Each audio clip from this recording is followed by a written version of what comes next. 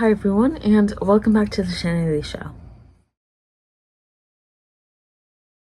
So it has been too long since I did a reading vlog. I don't even remember the last time I did a reading vlog, and I wanted to rectify that. As you can tell from the title of this video, this is a post-birthday November reading vlog. It is the week after my birthday, and I decided to start like a birthday reading vlog because why not? And I did get some new books for my birthday, and I feel like I'm at this weird stage where I really want to read, and I've been reading, but like reading other formats of books aside from physical has been kind of like up and down and flip-flopping everywhere. I'm going to try to have this reading vlog hold me accountable for at least reading the books that I've been borrowing through Libby, and maybe even get to some Kindle Unlimited books as well. First off, I wanted to talk about the two books that I'm currently reading at this point in time. The first one is The Shadow of the Gods by John Gwynne, and this book follows three warriors, a huntress on a perilous quest, a noble woman pursuing battle fame, and a thrall seeking retribution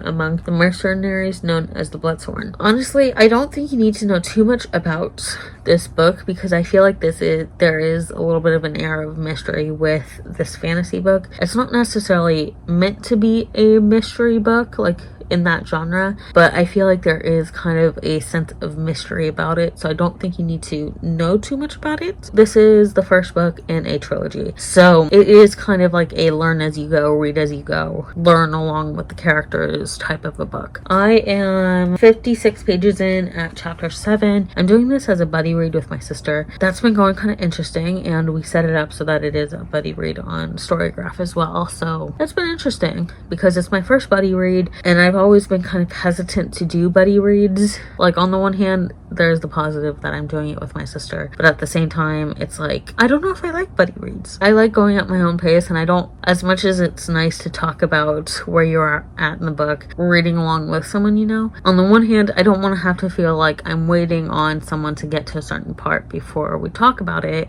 but at the same time, I also don't want the other person, in this case my sister, to feel like she has to rush through it just to catch up to where I'm at so we can talk about it, you know? I think this is a situation where ideally I like buddy reads, but it would have to really be a situation where we remain at the same spot every single time. But again, it's like people read at different paces, so I think if you're going to do a buddy read, try to do it with someone who has a similar reading pace as you. I am really enjoying this. There are some graphic images in this, and again, I'm only like 56 pages in, so be aware of that when you're going into this. There are some content trigger warnings like blood and gore and death. And the other book I'm reading is an audiobook through the Libby app, and it's The Barn. I'm blanking on the full title, but it's been getting a lot of hype recently, and I'm blanking on the author. So far, it is interesting. Usually with the Libby app, at least, and I think it's kind of the same for like other audiobook apps for me, usually I have to listen at like 1.5 times speed because like they're reading too slow. And 1.5 times speed is like a good speed that's like not too fast for me, but also not too slow, because usually even like 1.25 times speed is too slow for me. But for The Barn, I did have to slow it down to 1.25 times speed, which was interesting because it was like going way too fast at 1.5, and I was like, whoa, I need this to slow down. So this is a really interesting read. I feel like it has been getting a lot of hype, but not too many people have been talking about it at the same time. So I will let you know how this goes.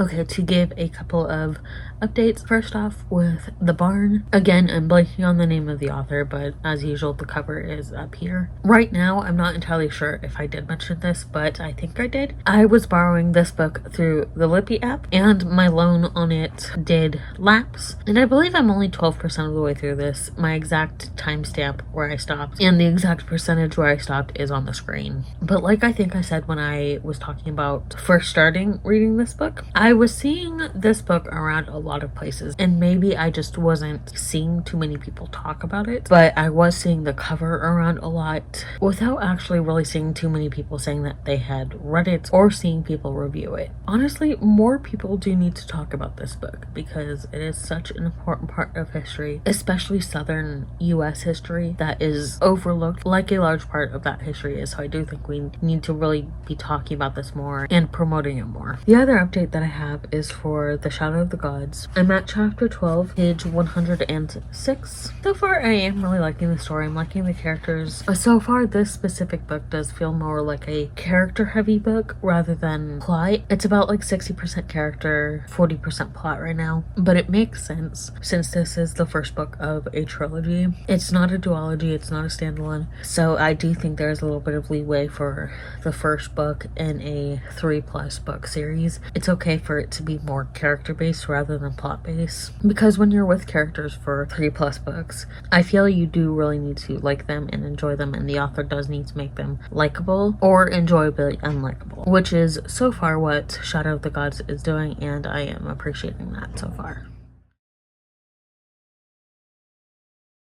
Okay, so as you saw earlier in this video, I did go to Barnes & Noble very briefly, but I held off a little bit on sharing the books that I got because I also had some Book of the Month books on the way, and I wanted to have like all the books that I got during this vlog in like one section of the vlog. I'm going to show you all the books now, and I'm going to start off with the Barnes & Noble ones. The first one is A Pirate's Life for Tea by Rebecca Thorne. The first little paragraph of the synopsis says, Kianth and Rhaena are on the hunt for dragon eggs to save their hometown, but it requires making a deal with Diarn Arlon, lord of the legendary Nassian River. Simply capture the river pirate Serena, who's been plaguing who's been plaguing Arlon's supply chains, and bring her in for justice. Easy peasy, or so it would seem. I have seen this around. I've seen her other books around too, so I'm like, this was just the first one I picked up because I was like, you know what, it's buy one get one half off, and the other book that I got was buy one get one half off, so I was like, let's just get this one, and then I'll grab her other books as I go along. The other book that I got was John Gwynn's most recent release, The Fury of the Gods. This is book 3, and I believe the Blood Sworn series. This is book 3. What does kind of annoy me, book 1 is slightly shorter than book 2, which not a big deal. Book 3 is shorter than book 2, and I'm like, either have them ascend in height or have books 2 and 3 match in height, or have all 3 match in height. It kind of bothers me that this one is like a little bit shorter than book 2, and book 2 is just like on its own above book 1 and 3. I'm not going to talk too much about this one, and I'm not going to really read the back because I'm still reading book 1. I also almost forgot to share that I also got a vinyl record, and yes, I do have a record player. I just need to fix the needle, and I've been building up my collection. And okay, I absolutely adore Johnny Mathis. I love his voice. He's been a childhood favorite artist. He's been a favorite since childhood, and this is his most recent album, released I think last year, 2023. Now that the Barnes & Noble books are out of the way, let's talk Book of the Month, because this is a big box. This is my birthday month, and when you reach BFF status through Book of the Month, you get a free book for your birthday month.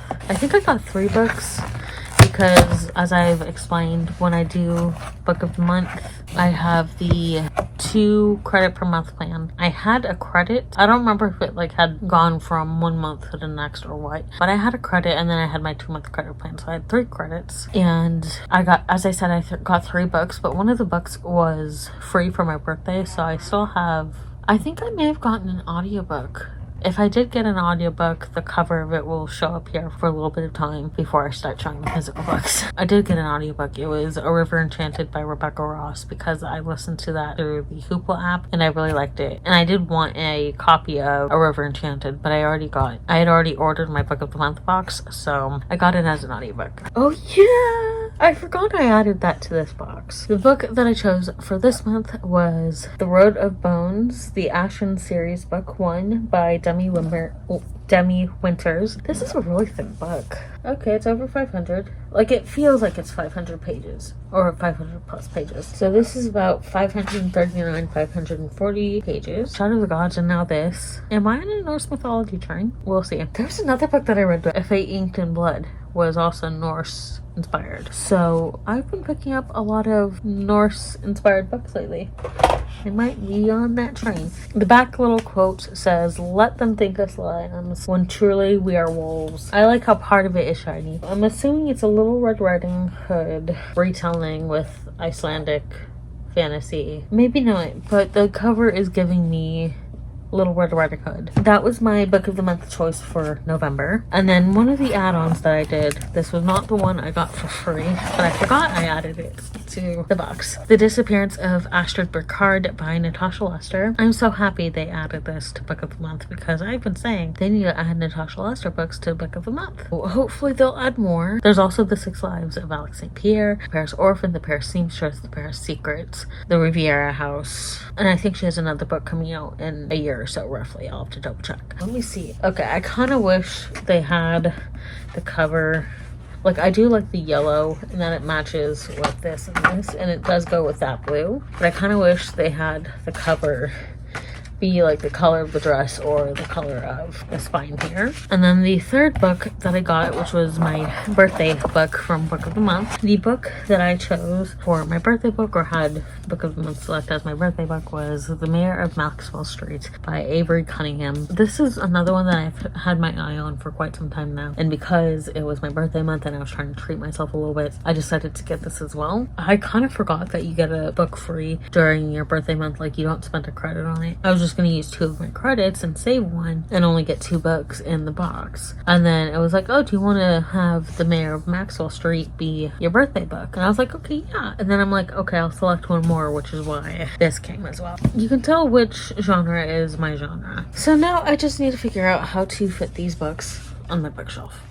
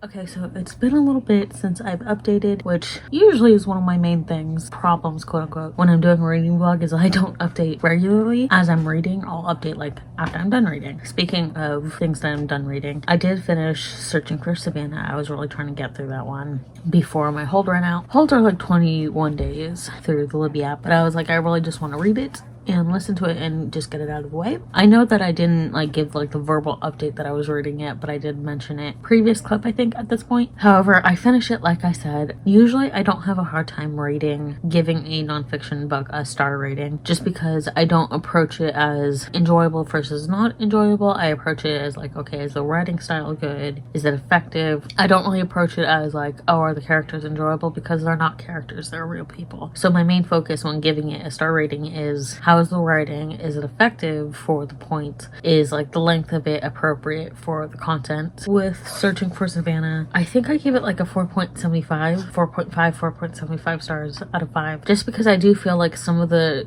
chapters dragged on a little bit, or like were a little bit longer than necessary and had more information than necessary. And then there were maybe 1 or 2 chapters which I felt were a little bit short and could have had more information, but it could have just been a situation where the author didn't have all that information, whether it's information that just in general isn't accessible or just wasn't given to the author for the book. I feel like we need to talk about this more. It's a conversation that does need to be had more with what Native women have to go through here in the States, and it is very sad and very tragic, and even up in Canada, I believe, too. So this is a book that I definitely think more people need to read and should read, and this is a topic that I feel like we need to know more about and need to discuss more. I feel like I should have ended this update with that. However, I started with that one, which I think works as well. But the other update that I have is for Shadow of the Gods. I'm still reading it. I am trying to update more as I'm reading rather than at the end of reading. This is 478 pages and I'm on page 160. I'm at chapter 18. I'm gonna keep this spoiler free. Was it the chapter right before? Yeah.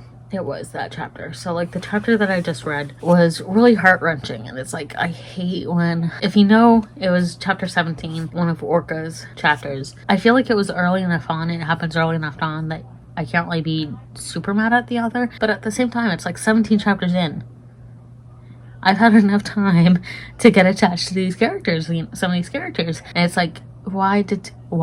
Like, you know, so I am very upset by that. I feel like I should have seen it coming though, because the description, you know, it's not necessarily something you should see coming, but at the same time, considering the build-up, I feel like it was not necessarily obvious, but like, you know. Anyway, I've also started reading The Lion Women of Tehran. This one I'm listening to as an audiobook through Book of the Month. I've only just started listening to like the first couple of minutes of that first chapter, so I don't have much of an opinion right now, but hopefully this is something that I will enjoy and another historical fiction that I will like. Okay, so I wanted to give one final update before I ended this video, just because it is the last week of November right now, and I do not know how much reading or how much more finishing up I will be doing during this last week of November. So just to give one final update, as I said, for The Barn, which I talked about earlier in this vlog, I have 10 more weeks on my hold before I can continue with it, which will probably be sometime in January, unless someone returns it early, or quite a few people return it early depending on where I am in line. So I still have to wait on that. With The Lion Woman of Tehran, I'm reading this through Book of the Month, as I said. I am in chapter 2. I am kind of taking it slowly, but I am in chapter 2 now. One thing I will say that does kind of annoy me with Book of the Month is the fact that they only give like in chapter progress. Like you can only see how far you are in each individual chapter, which I wouldn't mind if they had that as an option alongside being able to view how far you are in the book as a whole, because almost every other audiobook app that I have used and seen has both seeing where you are in the book as a whole and the audiobook as a whole, like seeing how many minutes and hours you are in the book as a whole, and also seeing where you are in the individual chapters. So it does kind of bother me that Book of the Month does not have that, considering that they are trying to really prioritize a lot of their audiobooks as well. And it's like, if you're going to try to prioritize your audiobooks as well and have a whole other section for audiobook choices and what's available as audiobooks, and also have 2 of the reading challenges for Book of the Month, because Book of the Month also has like kind of more catered reading challenges based on the books that you've gotten from Book of the Month. But considering that 2 of those challenges are audiobook related, one of which is performed by the author and then the other is just listening to audiobooks, considering that those 2 challenges are there, like I would think that they would allow, or I think that they would have that option to see how far you are in the book, but it's not a big deal. It just kind of bothers me because it's like I like to know how much I've listened to each month, since that's like a statistic option in the Storygraph app. Like I like knowing how much I've listened to. The fact that I can't update how far I am in the book in the Storygraph app, because Book of the Month only does per chapter, and it's like too much of a hassle to try to add up each chapter's minutes and then how far you are. It's way too much of a hassle to do that. So anyway, I am, as I said, in chapter 2 of The Lion Woman of Tehran. For The Shadow of the Gods, I am now at page 187 in chapter 21. I'm not quite halfway yet in this, but I'm about maybe 30ish, around the 30% mark of the way through this book. I am really enjoying it. I think I mentioned earlier that this is the first book of a trilogy, and that at the beginning it was feeling more character based, which I was okay with because, again, first of 3 books. It is starting to pick up with the storyline a little bit more, the plot line, and be more equally balanced between character driven and plot driven, which I really like. If I were to rate this based off of vibes and based with where I'm at in the book, that's how much I've read. I would probably give this like a 4 stars, a 4 out of 5 stars. It may go up or down as I continue with this book. I'll also probably rate the series as a whole, like all 3 books, like as one single story, once I read the full series, which I might make a reading vlog out of, like reading the next 2 books, but I'll have to see. So that is the end of this video. If you've read any of these books, let me know your thoughts down below in the comments. No spoilers for any of the books that I haven't finished reading or haven't read at all, but if you've read any of the books mentioned in this video, please let me know what your thoughts were down below. Thank you all for watching, and I'll see you all in my next video.